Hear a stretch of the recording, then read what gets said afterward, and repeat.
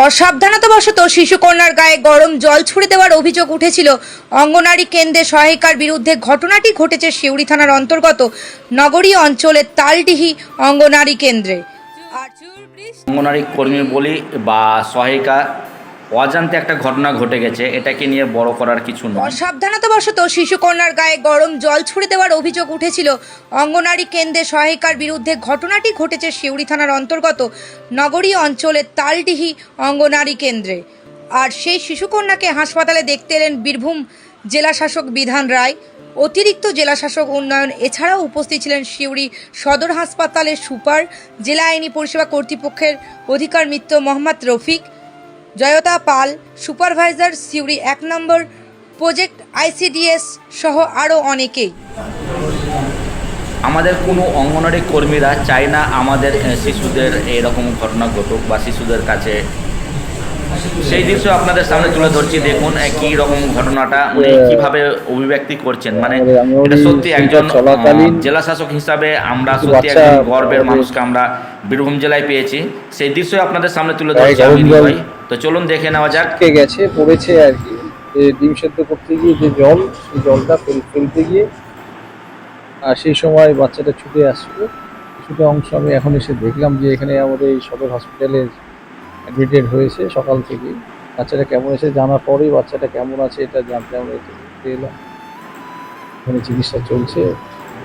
ডাক্তারবাবু যেটা বললেন 8% বার্নিং হয়েছে, চিকিৎসাধীন আছে, চিকিৎসা চলছে, স্যালাইন চলছে, যা যা ওষুধপত্র ইত্যাদি দেওয়া যেগুলো আছে। বাচ্চাটির মা এবং আরেকজন আত্মীয় আছেন সাথে, আমরা আমাদের নজরদারিতেও রেখেছি।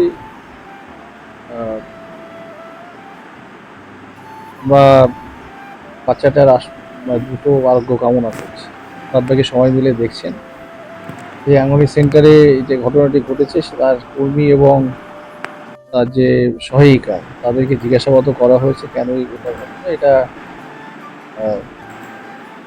ম্যাটার অফ কোইন্সিডেন্স আর কি। মানে ডিম সেদ্ধ করা জলটি ফেলছে আর তার সাথে সাথেই বাচ্চাটা ছুটেও আসে, একই সাথে এটা ঘটেছে। তাদেরকে সতর্ক করে দেওয়া হয়েছে এবং বলা হয়েছে যে ভবিষ্যতে কাজগুলি করার সময় আরও একটু সতর্ক হয়ে করতে বলা হয়েছে। এখানে আইসিডিএসের যিনি